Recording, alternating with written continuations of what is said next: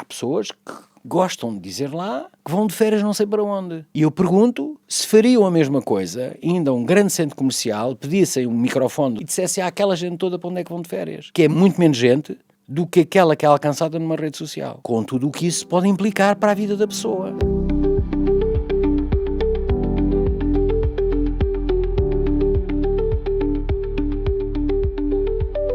A tecnologia faz parte das nossas vidas, capaz de gerar várias emoções ou sentimentos.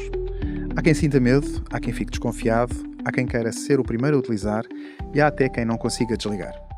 O Tech Balance é um podcast da Fundação Altice e este episódio é dedicado ao impacto da tecnologia na transformação social e na geopolítica. A tecnologia entrou nas nossas vidas como um tsunami silencioso e, sem nos darmos conta, estamos todos ligados, temos todos uma identidade digital. A privacidade e a vulnerabilidade de alguns perfis continuam a ser um desafio, 2 décadas depois da massificação da tecnologia. Agora, com a inteligência artificial, o potencial transformador é exponencial. Está a sociedade pronta para esta nova realidade? Para nos ajudar a refletir sobre estes desafios, tenho comigo António Gameiro Marques, Diretor-Geral do Gabinete Nacional de Segurança em Portugal. Bem-vindo ao Tech Balance. Muito obrigado também pelo convite. É um prazer estar aqui. António, começando por esta transformação que nós estamos a assistir, quais são, na sua opinião, os maiores desafios e oportunidades que esta transformação tecnológica traz à nossa sociedade? Bom, as oportunidades são imensas, não é? Porque todos nós sentimos isso na nossa própria vida do dia-a-dia. A forma como interagimos com o setor público, como compramos serviços, como acedemos aos serviços. No fundo, as oportunidades também para as empresas são, parece-me, enormes, porque o alcance é muito maior, o mercado está no fim da internet e ela não tem fim, não é? Portanto, depende muito apenas ou exclusivamente da visão e da força da própria empresa. Para empresas que antigamente eram muito dependentes de capital humano, torna-se mais fácil fazerem coisas de forma mais rápida, prescindindo desse capital humano, com as consequências sociais que nós sabemos, mas depois os próprios empregos transformam-se, porque a tecnologia cria empregos. Todavia, uma coisa é certa, quando se muda a tecnologia, há 2 coisas que mudam inexoravelmente. Uma é os nossos hábitos. Eu costumo dizer que antigamente, quando nós acordávamos, ninguém tocava no smartphone, e se calhar a maior parte das pessoas hoje é a primeira coisa que fazem, quanto mais não seja para desligar o despertador, porque havia um despertador à avózinha, não é? Que fazia tic-tac, tic-tac, e agora foi substituído. Mas também altera o panorama de risco. E é aí que devemos ter consciência que quanto mais ligados nós estamos, maior é a superfície de risco. Eu costumo dar a fazer a seguinte comparação. Uma propriedade grande que tenha só um portão de entrada principal é muito mais fácil de salvaguardar do que uma propriedade que tem vários portões, porque o investimento em segurar todos os portões ou todas as entradas de igual maneira é muito maior, se não impossível. Isso compreende-se. Para além disso, portanto, cada um de nós está ligado, se calhar, com o smartphone, com o smartwatch, com o seu computador, em casa terá dispositivos eletrónicos ligados também, e, portanto, todas essas portas aumentam o risco e, portanto, nós temos de ter consciência disso. Ao mesmo tempo, portanto, do nosso lado, do lado das pessoas que acordam todos os dias para fazer o mal, que é as forças do mal, também são muito mais sofisticados. E, inclusive, há empresas na Dark Web que vendem serviços dessa natureza, não é? O Ransomware as a Service, que quem quiser fazer mal, encomenda um serviço, paga o serviço, e os frutos dessa ação perniciosa, que é um crime, são depois repartidos de acordo com um contrato que foi estabelecido. Portanto, já estamos nesta sofisticação.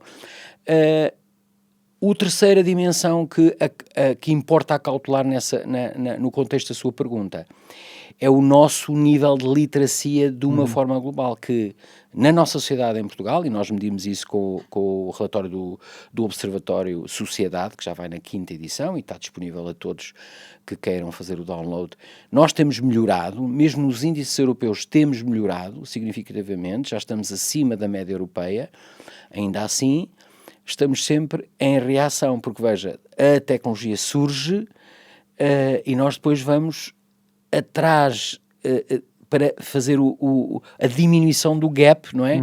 Entre aquilo que é preciso saber para a utilizar corretamente e a forma como a estamos efetivamente a conduzir. Portanto, estas 3 coisas combinadas, aumento da densidade digital, sofisticação dos atores maliciosos e a nossa iliteracia relativa, que está melhor, é um caldinho bastante interessante para, por vezes, nos vermos em dilemas e em situações que são o pão nosso de cada dia.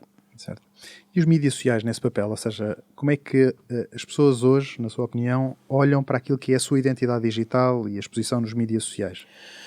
Olha, esse assunto, confesso que me tem preocupado particularmente nos últimos anos, não só por aquilo que leio, como também por aquilo que sinto. Eu fui despertado para isso quando vi com atenção um documentário na Netflix, o Social Dilemma, que aliás nós vimos em plena pandemia, em princípios de setembro de 2020, se não estou em erro, numa sessão que foi quase obrigatória na casa para pedagogia. E na verdade, verificou-se que todos esses meios que nos oferecem entre aspas, não é? Porque não há almoços grátis, para nós contactarmos com pessoas que já não víamos há muito tempo, para acedermos à informação e para dizermos coisas sobre nós próprios que não diríamos em situação física. Exemplo, há pessoas que gostam de dizer lá que vão de férias não sei para onde. E eu pergunto... E deixaram o portão aberto. Se fariam a mesma coisa, ainda a um grande centro comercial, pedissem um microfone do centro comercial e dissessem àquela gente toda para onde é que vão de férias. Que é muito menos gente do que aquela que é alcançada numa rede social. Com tudo o que isso pode implicar para a vida da pessoa. Não é? Porque dizem a quem pode ouvir e a quem não devia ouvir. Da mesma maneira que acontece com crianças que dizem onde estão, quem quer fazer mal consegue identificar padrões de comportamento e sabe por isso onde é que pode encontrar a criança para lhe fazer mal. Isto é uma realidade, e quanto mais nós falarmos sobre isso, melhor é para as pessoas, porque quanto mais as pessoas tiverem conhecimento sobre as coisas boas, mas também sobre as coisas menos boas, melhor para elas. Deixe-me só dizer, eu recordo-me quando era um jovem oficial da Marinha e íamos para geografias que não conhecíamos, tínhamos sempre antes de sair, antes do navio abrir as suas portas para fora, tínhamos um briefing sobre o sítio onde não deveríamos ir. Claro que éramos jovenzinhos e, por definição, é mesmo para ali que eu vou. Com todas as consequências que às vezes aconteciam, mas pronto, fazia parte do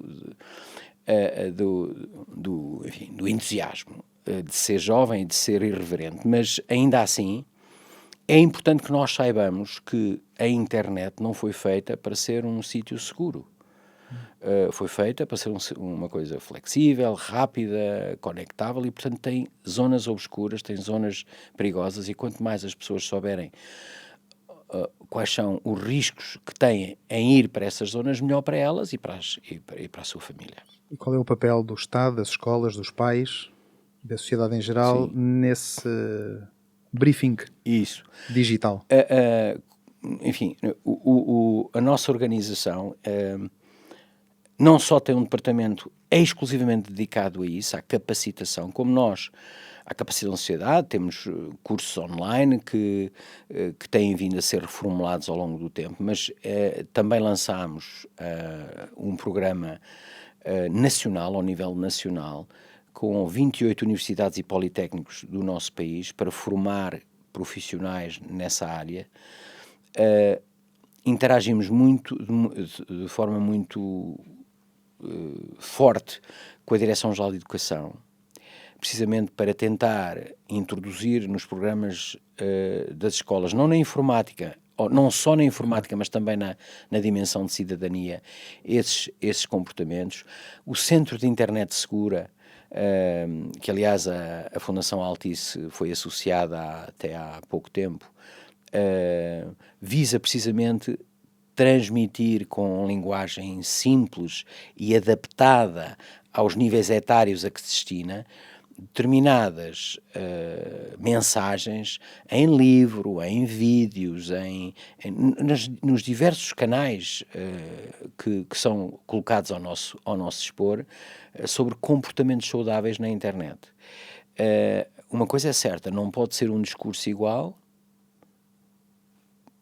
para qualquer pessoa, não pode. Tem que ser adaptado às pessoas. Temos campanhas para as pessoas que já estão na reforma, para jovens, vamos às escolas com os nossos associados do Centro de Internet Segura, com a APAV, por exemplo, temos muita preocupação com o discurso de ódio, com o bullying online, e portanto essa dimensão é uma dimensão que olhamos com muito entusiasmo, mas com muita energia também, porque é de pequenino que se torce o pepino. Muito bem. Numa conferência em que participou recentemente, mostrou preocupação com o impacto da inteligência artificial que está a ter na sociedade e na democracia. E mostrou-se particularmente alarmado com a utilização do TikTok, que disse ter um propósito estratégico de quem o lançou. De que forma é que o TikTok e as plataformas semelhantes podem estar a afetar as democracias? Certo. Deixe-me ir à primeira parte da sua questão. Há pelo menos 4 relatórios que são publicados todos os anos. Há um em que eu vou sempre, que é para ter termo de comparação equivalente, que publica todos os anos o conjunto de países como é que está a saúde da democracia no mundo, mas com números. E uma das coisas que esse relatório escreveu e demonstrou é que há 18 anos seguidos o número de países que está em democracia está a diminuir no nosso mundo. O que é que isto tem a ver com tecnologia? Tem a ver com tecnologia, e o próprio relatório afirma isso, em particular a tecnologia, as tecnologias associadas à inteligência artificial. Porquê? Porque os governos demagógicos usam esses meios, que são de muito fácil acesso, para lançar campanhas de desinformação, para hostilizarem pessoas em relação ao voto, de maneira a levarem a carta à Garcia deles, ou a carta deles à Garcia. Isto está dito no relatório de uma forma muito mais sofisticada daquela que eu consegui dizer aqui, mas a ideia é esta. E este relatório não é o único a dizer isto. E nós, que vivemos numa democracia há 50 anos e uns meses, acho que devemos falar abertamente sobre estes assuntos. Porque, se não o falarmos, a certa altura, é como aquela ideia da rã, sabe, aquela coisa da rã, que puseram uma rã na água, ela manteve-se lá e progressivamente a água foi aquecendo e a certa altura a água estava tão quente que ela já estava cozida e não conseguiu sair de lá. Sim. Enfim, a analogia acho que se compreende facilmente, não é? Porque nós não sentimos isto. Nós não sentimos. E se ninguém despertar isto, se ninguém falar sobre isto, a certa altura parece que é normal. E não pode ser normal. Há 18 anos seguidos, no nosso mundo, estar a diminuir o número de países que vivem em democracia. Só 38% dos habitantes do mundo vivem em democracia. 38%. E eu, quando vi este número, pensava que era a maioria. Não é. E isto acho que nos deve fazer refletir e nós temos de ter consciência que há tecnologia que é colocada ao nosso dispor for free, Não há almoços grátis, já não há sabemos almoços disso. grátis e, portanto, tem objetivos escondidos que, se não forem identificados, podem fazer mal. E depois os Estados têm uma de três atitudes possível. Ou uma de três atitudes possíveis. Que é, ou proíbem, mas o fruto proibido é o mais apetecido. Certo? E há sempre forma de contornar. Há sempre forma de contornar. Ou não dizem nada, ou não proíbem, mas informam. Colocando no cidadão a responsabilidade de usar bem ou não usar bem. Ainda assim, eu defendo que, em algumas áreas do Estado ou mesmo do setor privado, mas o setor privado é que define como é que é, essas ferramentas não deviam ser utilizadas. Eu posso dizer que, na nossa doutrina nacional, em zonas onde se trata de informação sensível ou classificada, há determinados dispositivos que não entram nessas salas. Agora, isso é uma coisinha muito pequenina, não é? Comparada com toda a realidade do nosso país. Como sabe, essa aplicação foi proibida na Comissão Europeia. Nos dispositivos dos colaboradores da União Europeia. Exatamente. Qual é a motivação ou qual é a sua explicação? A motivação é porque eles encontraram evidências que sustentavam essa proibição. E essa também é a preocupação do António? É. Muito bem. É. Mas eu apenas não faço mais nada do que alertar e na minha jurisdição defino as regras. Fora da minha jurisdição... Quando fala do propósito estratégico de quem lançou o TikTok, falamos de quem? Falamos do governo chinês? Sim. Da ByteDance, que é a empresa que detém o TikTok? A ByteDance certamente que não tem explicitamente esses propósitos. Terá outros comerciais, certo. É uma empresa, não é? Agora, mas acha que há uma ligação forte entre o governo chinês e o TikTok? Isso está na legislação, certo. da República Popular da China, não é? Quer dizer, portanto, não é novidade nenhuma. Não só se aplica à ByteDance, como se aplica a todas as outras, não é? Com o outreach que tem as empresas dessa natureza. Saímos do Oriente para o Ocidente agora. Elon Musk comprou o Twitter em outubro de 2022, afirmou que o objetivo desta compra tinha o objetivo de restaurar a democracia nos Estados Unidos e tornar o Twitter, agora X, numa plataforma de liberdade de expressão para todo o mundo, que considera um imperativo para uma democracia funcional. Mais do que isso, acusou também os mídias tradicionais de estarem alinhados e coordenados para fazerem propaganda. O que é que acha destes propósitos do Elon Musk e dessas afirmações do Elon Musk e do Twitter, agora X? O Sr. Elon Musk é um inovador extraordinário, mas é um empresário. E, enfim, quando eu vejo essa rede social a banir uma pessoa, que independentemente de ser quem é, no fundo, usar uma prerrogativa de o banir, essa pessoa que foi o Donald Trump, não é? Donald Trump, sim. Dessa rede social. Antes da compra do Elon Musk. Sim, ok. Só para situar. Sim, foi antes da compra, mas veja o perigo em que estamos. Uma empresa cujo conselho de administração digamos assim, o grupo editorial, nós não conhecemos, não foram eleitos por ninguém, não sabemos o que é que vai na cabeça deles, eles decidem fazer uma coisa dessas, que é censura.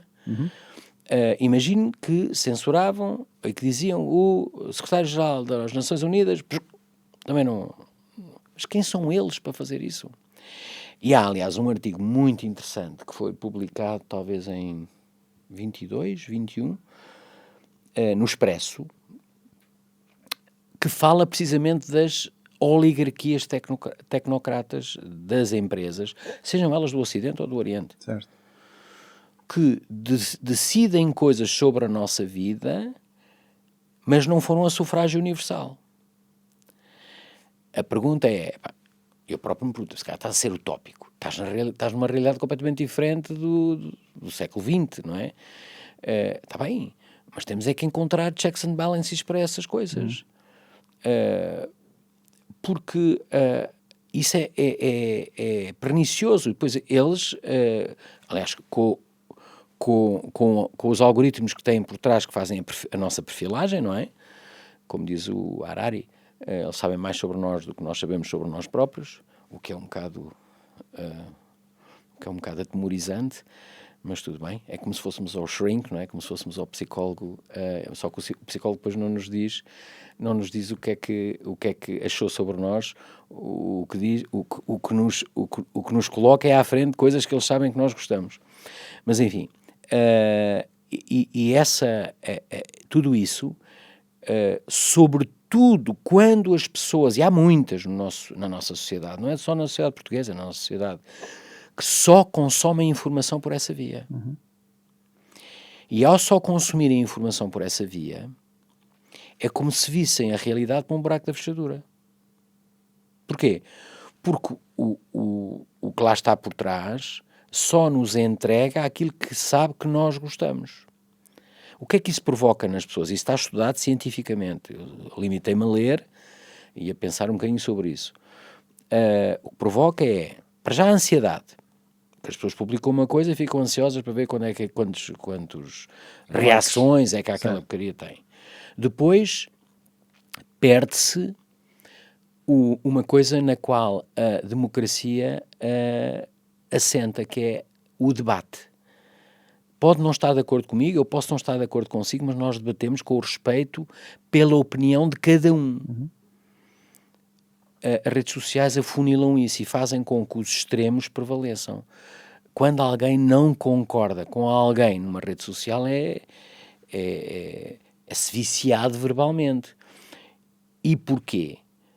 Porque as pessoas não têm coragem de dizer olhos nos olhos determinadas coisas, mas têm coragem de, não vendo a pessoa, escreverem coisas que de outra forma não diriam. E isso extrema as posições. E se acham que a nossa sociedade não está extremada, é porque andam um bocadinho distraídos. A nossa portuguesa e outras no mundo ocidental. E depois começamos a pensar, isto serve a quem? Serve a quem usa um princípio que é conhecido há muito tempo, que é o dividir para reinar. Se calhar quem nos estará a ouvir dizer, aquele indivíduo está... teoria da conspiração. Não é teoria da conspiração, é apenas constatar os factos. E quem é que quer dividir para reinar? Quem atenta... a quem o nosso modelo de sociedade, que é minoritário no mundo e que, se nada se fizer em contrário, vai tender para a exiguidade, a quem o nosso modelo de sociedade não serve os propósitos dessas pessoas, sejam elas quem forem, mas estou a falar, obviamente, de governos de modelo autocrático. Okay. Mas esta compra do Elon Musk e depois dar acesso novamente ou libertar a conta do Donald Trump, acha que foi um movimento no sentido de restaurar aquilo, como ele refere, restaurar a democracia, ajudar a restaurar a democracia e a liberdade de expressão, que é esse o objetivo que ele diz que teve na compra do Twitter? Acha que um empresário, com a pujança dele enquanto empresário, se move por desígnios democráticos ou se move pelo desígnio do lucro? Deixa aqui a pergunta. Não é? Eu também não sei o suficiente, não conheço o suficiente sobre isso. Eu também não conheço, nem tenho grande... Não privo também com ele. Também não, e também não tenho... Agora que ele é um bocado... Enfim, eu questiono-me se as motivações dele são mesmo essas ou não. Enfim. Ou são apenas o lucro. Profit. Okay. Ainda por cima sendo norte-americano. Certo. Ou melhor, ele é de origem sul-africana, não é? Mas é um empresário norte-americano. Não é? Muito bem sucedido, muito inovador, um indivíduo nesse aspecto extraordinário. Está a transformar o mundo. Exatamente, em várias dimensões, não é? Em várias áreas. Mas assume-se como democrata e possivelmente agora vai para o governo norte-americano nos próximos tempos. Não me pronuncio sobre isso. Estou no espectador. Estamos todos, vamos ver. Sim.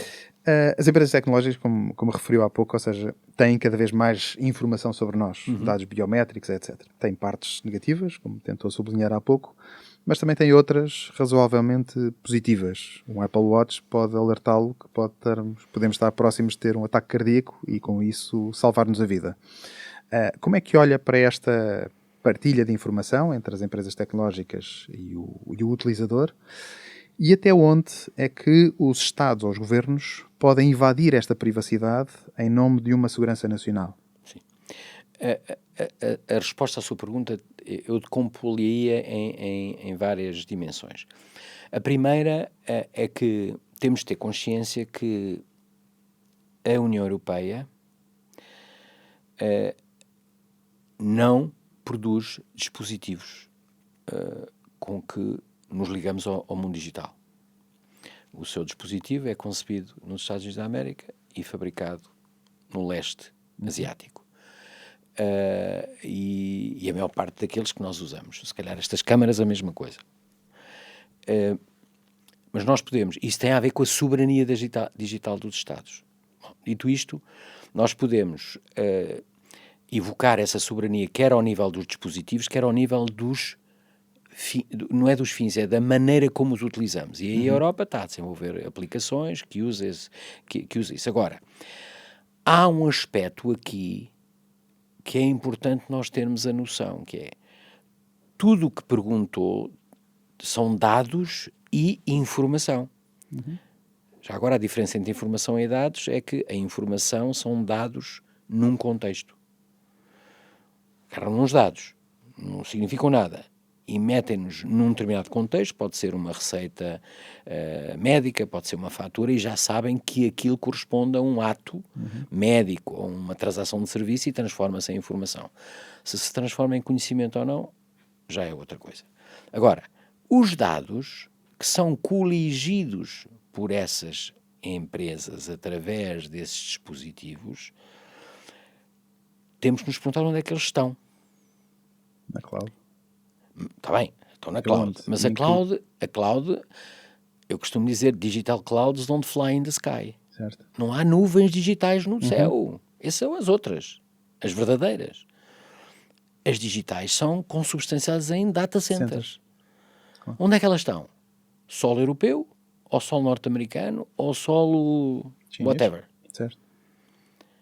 Aí é a primeira pergunta que tem que ser respondida. Pelo menos que eu acho que um cidadão europeu tem direito a saber. E como sabe, há tecnológicas globais que têm data centers na Europa. E os clientes têm a opção de dizer que os seus dados estão na Europa. No entanto, like-minded countries, como os Estados Unidos da América, têm o Patriot Act, que foi promulgado após os ataques do 11 de setembro de 2001, e nenhum presidente do governo dos Estados Unidos federal do governo dos Estados Unidos da América o revogou. Ele continua válido. E isso significa que, em determinados casos, o governo federal pode exigir que esses dados, que são coligidos por empresas norte-americanas, possam ser... Em qualquer sítio do mundo? Subentende? Aí eu subentendo, todavia já há casos onde isso não foi conseguido. Não foi conseguido. E depois entra o Regulamento Geral de Proteção de Dados, que é uma norma europeia. E em solo europeu têm que vigorar as normas europeias. Mas as empresas não são europeias. Temos pena. Não, a sério, temos pena. Sim. Quer dizer, eu quando recebo pessoas em minha casa, ou vou à casa de um amigo, não são as minhas regras, que há uma base de boa convivência, mas não são as minhas regras que imperam. Se eu sou convidado, eu tenho que me orientar pelas regras. Se eu entro numa casa de um amigo nórdico e eles têm o hábito, como sabem, de descalçar à entrada, não vou entrar lá com os sapatos, descalço-me, não é? É uma analogia um bocadinho estranha, mas, mas para perceberem. Portanto, e tem havido muita polémica ao nível da União Europeia, porque a União Europeia tem uma iniciativa que é a certificação de cibersegurança dos dispositivos ou serviços conectáveis à internet. Basicamente, a ideia é muito simples de explicar, é a mesma coisa do que acontece para muitos dos equipamentos que temos em casa, que têm uma etiqueta quanto à sua, uma avaliação energética, não é? A, B, C e por aí fora. Os pneus a mesma coisa, os carros a mesma coisa. Ora, vai haver uma coisa parecida com 3 níveis para dispositivos conectáveis à internet. A cloud é um deles. É o que está mais atrasado. É um dos que está mais atrasado. E porquê? Porque há interesses fortes de países da União Europeia que são sede de grandes data centers dessas tecnológicas em condescender às normas que outros países da União Europeia querem impor. Por exemplo, para aplicações que nós chamamos de soberania, defesa, negócios estrangeiros, assuntos internos, administração interna e justiça, e órgãos de soberania, há países que defendem que os data centers devem cumprir um conjunto de requisitos que os blinde contra o uso abusivo de governos de outrem em relação aos dados que lá estão. Não sei se me fiz entender. Está claro. E isso não tem sido fácil de passar. Nada fácil de passar. Se me perguntar a minha opinião, digo-lhe já. Se não é preciso perguntar. Eu concordo com isso. É um ato de soberania. Que é que os dados sobre os negócios estrangeiros, a defesa, a administração interna e a justiça do nosso país ou de outros Estados-membros têm que estar... Porque é que tem que estar sujeito a leis que não são as europeias? Nem pensei nisso. Leis lato sensu, não é? Havia requisitos, por exemplo, do board, ser todo europeu. Isso tem dado muita confusão. E que eu saiba... Mas o mesmo se aplica às empresas, do ponto de vista da segurança da propriedade industrial, da informação interna dentro das organizações, etc. E o mesmo aos privados. Sim. Portanto, temos aqui diferentes níveis. Ouça, eu tenho-me confrontado com situações ao longo deste tempo que lá estou. Quero fazer um protocolo qualquer com... Temos vários protocolos bilaterais com vários países do mundo para troca de informação classificada. E aquele protocolo é amplamente negociado sob a égide de quem? Do nosso Ministério dos Negócios Estrangeiros e do Ministério dos Negócios Estrangeiros do outro Estado.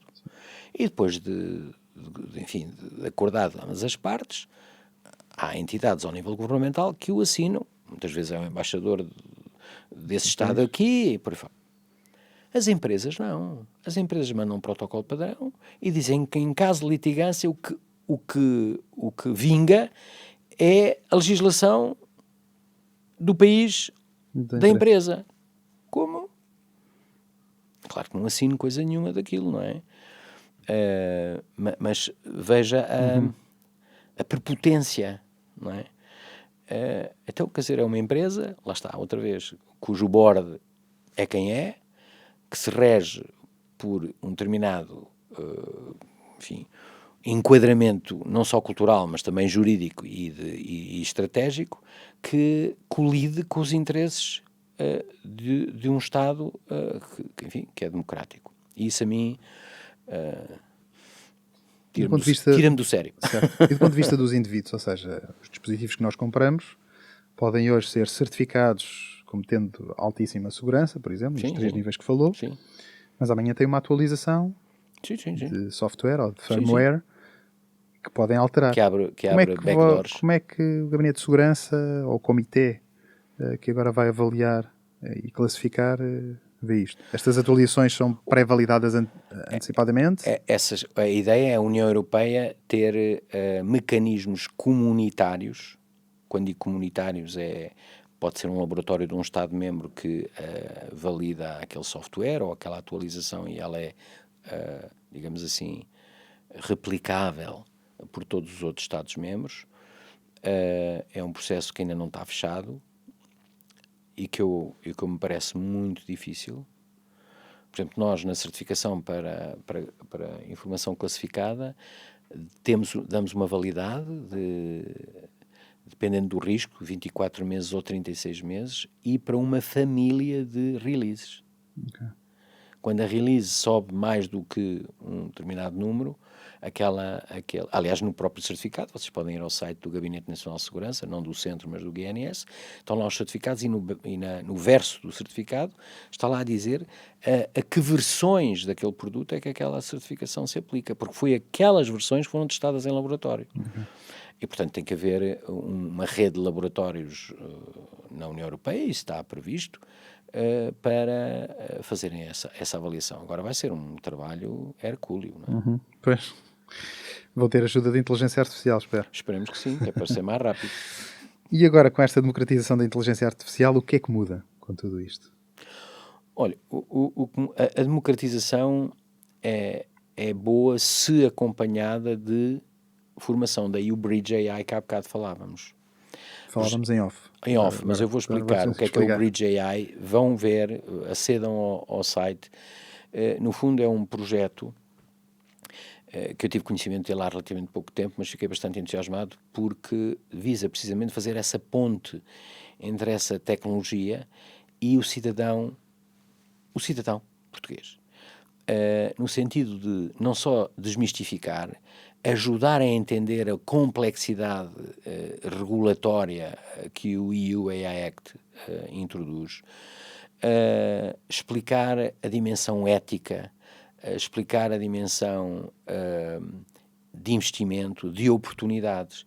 E o grupo é muito multidisciplinar, precisamente para tocar todos estes pontos. E, portanto, eu acho muito bem que se haja uma democratização, enfim, no sentido figurado, obviamente, da tecnologia, porque senão criamos, fazemos clivagem na sociedade, aqueles que usam e aqueles que não usam. Aliás, nós próprios temos sempre a opção de não usar algumas coisas, não é?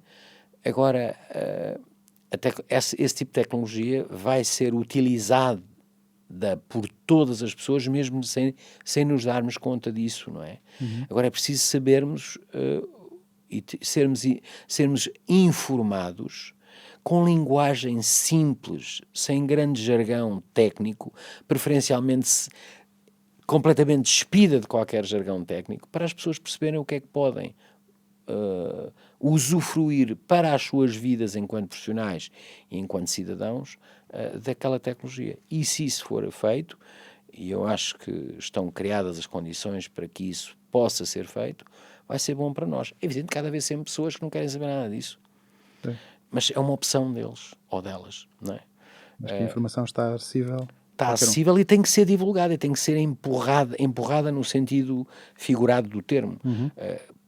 Porque as pessoas eu farto-me de ouvir isto, eu não sei isso, tem aquele canal, tem aquele, se não sabe é porque de facto não está no seu interesse, não está no seu radar de interesses, não é? Antes de terminarmos, António, gostava de colocar mais uma questão, contextualizando com o padrinho da inteligência artificial, que é o Geoffrey Hinton, que recentemente, numa entrevista, referiu que pela primeira vez na história estamos a criar algo mais inteligente do que os humanos. E que deixaremos de ser os mais inteligentes no planeta, passaremos a ser os segundos mais inteligentes. E o realizador James Cameron, que realizou O Exterminador Implacável, que todos terão visto, referiu que a inteligência artificial geral é mais assustadora do que a ficção científica. E que fazer ficção científica é cada vez mais difícil, porque a realidade tem acompanhado muito rapidamente. Como é que o nosso diretor de segurança, a Nacional, partilha destas preocupações, do James Cameron e do Geoffrey Hinton, sobre a possibilidade de um dia as máquinas ameaçarem a humanidade? Ouça, eu espero estar cá para ver isso. Mas gostava de não ver isso. Espero que cá está em termos de tempo, não é? Mas gostava de, mesmo estando cá, não presenciar isso. E se não presenciasse isso, significava que os seres humanos tinham, de facto, sido sensatos na sua utilização Agora, uma coisa é certa, se nos últimos ano e meio, 2 anos, vimos este crescimento, imagino o que é, eu quer dizer, nem consigo imaginar o que é que será daqui a 10 anos, 5 anos, o que é que será? É por isso que, contrariamente a muitas pessoas que se calhar nos estão a ouvir, a regulação é fundamental. Ainda ontem eu ouvia um senhor norte-americano que é professor em Harvard, ontem e hoje de manhã, hoje ele foi keynote, a dizer que é importante regular-se para, no fundo, balizar a utilização desses meios e ir-se libertando e adequando a regulação à medida que formos conhecendo melhor o que é que tudo aquilo pode fazer por nós. Hoje em dia já há aplicações de uma utilidade impressionante, não é? Na área médica, por exemplo, na própria área, na própria área da produtividade, olha, na área da cibersegurança, já conseguimos, com determinadas ferramentas, antecipar, portanto, diminuir muito mais o tempo entre a probabilidade de acontecer um ataque é alta e ele acontecer. Antigamente sentíamos em determinadas situações. Hoje já se consegue reduzir esse tempo ao mínimo possível e ativar os meios de mitigação em conformidade. Agora, como sempre, não é? Essa tecnologia é hoje usada por pessoas que querem produzir código para fazer, para criar ataques cibernéticos e por aí fora. Por isso tem que haver alguma regulação e, sobretudo, tem que haver mecanismos de fazer o enforcement dessa regulação. Como é que se regula em diferentes países, diferentes regimes, democráticos e autocráticos, diferentes geografias? Os autocráticos regulam por definição. Certo. Não é? Portanto, Mas não como digam é que os autocráticos não têm regulação porque... Esses, se calhar, são os mais regulados. Pois. Não é? E como é que se faz este balanço no mundo? Agora, isso é extremamente difícil de fazer. No entanto, aquilo que eu há bocado disse continua verídico. Se querem utilizar na União Europeia, as regras são da União Europeia. Claro que depois há pessoas que dizem que uma regulação excessiva limita o crescimento e por aí fora. Até pode ser verdade, mas a minha opinião é que muitas vezes essas pessoas usam esses argumentos para não fazerem nada. Certo. E o que é certo é que há iniciativas que acompanho com interesse até pessoal. Gosto muito de inovação, gosto muito das coisas novas. Isso para mim é o sal e a pimenta da vida profissional. E estão-se a fazer coisas muito interessantes. E Portugal é um Estado-membro da União Europeia que tem a regulação. O que é que não está na regulação? Como sabem, é tudo o que é Research and Development, não está dentro do âmbito do EU EA Act, as utilizações pessoais e a segurança e defesa. Porque aí sim, aí colocar-nos-ia numa situação extremamente desigual em relação a áreas, a países, a blocos, onde isso não é regulado. Exato. Ou é regulado à maneira deles. Ou é regulado lá à maneira deles. Por isso, isso que caracterizou é também verdade no campo físico. Eu recordo-me, enfim, quando havia, todos se recordem, quando havia aquela situação de pirataria no Índico, não é? Tivemos lá navios da Marinha Portuguesa inseridos em forças da União Europeia e da NATO. As regras dos países como nós era que não se atirava a matar aos piratas.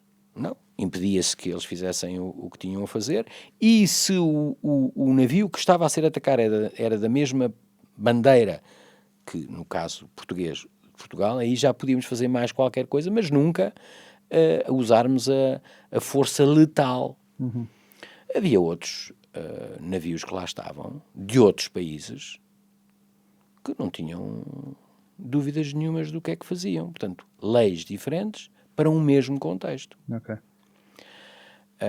Por isso é que existem Nações Unidas, por isso é que existem essas organizações supranacionais que sofrem dos problemas que todos nós sabemos. Muito bem. Obrigado, António.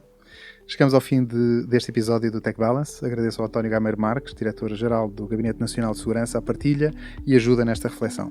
A tecnologia não para, o conhecimento também não pode parar. Não perca o próximo episódio. Mais do que encontrar a resposta certa, esta série de podcasts da Fundação Altice é um convite à reflexão.